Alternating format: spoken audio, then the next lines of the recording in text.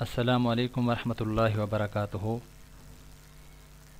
اعوذ باللہ من الشیطان الرجیم، بسم اللہ الرحمن الرحیم۔ محترم سامعین، میں امید کرتا ہوں آپ سب خیریت سے ہوں گے۔ اللہ رب العزت آپ سب کا حامی و ناصر ہو۔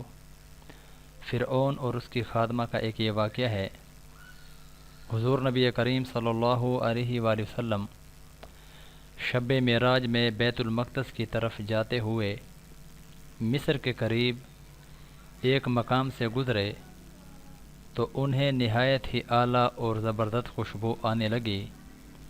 آپ صلی اللہ علیہ وآلہ وسلم نے حضرت جبرائیل علیہ السلام سے پوچھا کہ یہ خوشبو کیسی ہے؟ جواب ملا کہ فرعون کی بیٹی کی باندی مشاطہ اور اس کی اولاد کی خبر سے آ رہی ہے۔ پھر حضرت جبرائیل علیہ السلام نے اس کا قصہ بیان کیا کہ مشاطہ فرعون کی بیٹی کی خادمہ تھی اور وہ خفیہ طور پر اسلام لا چکی تھی۔ ایک دن فرعون کی لڑکی کو کنگھی کرتے ہوئے اس کے ہاتھ سے اتفاقاً کنگھی گر پڑی۔ وہ اٹھانے لگی تو اس کی زبان سے بے ساختہ بسم اللہ نکل گیا۔ اس پر شہزادی نے کہا کہ تو نے آج عجیب کلمہ بولا، رب تو میرے باپ فرعون ہی ہیں، تو پھر تم نے یہ کس کا نام لیا ہے؟ اس نے جواب دیا، فرعون رب نہیں بلکہ رب وہ ہے جو اللہ رب العزت ہے، جو مجھے اور تجھے اور خود فرعون کو روزی دیتا ہے۔ شہزادی نے کہا، اچھا تو میرے باپ کے سوا کسی اور کو بھی اپنا رب مانتی ہے؟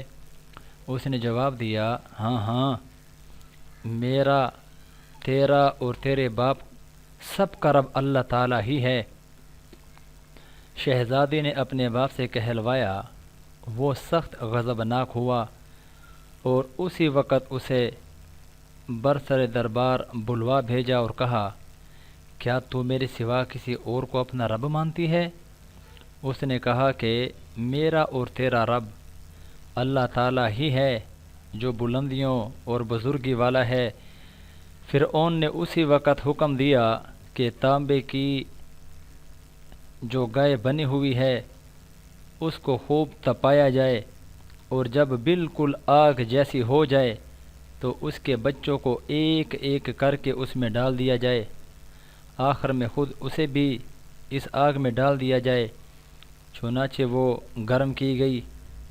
جب آگ جیسی ہو گئی تو حکم دیا کہ اس کے بچے کو ایک ایک کر کے اس میں ڈالنا شروع کرو۔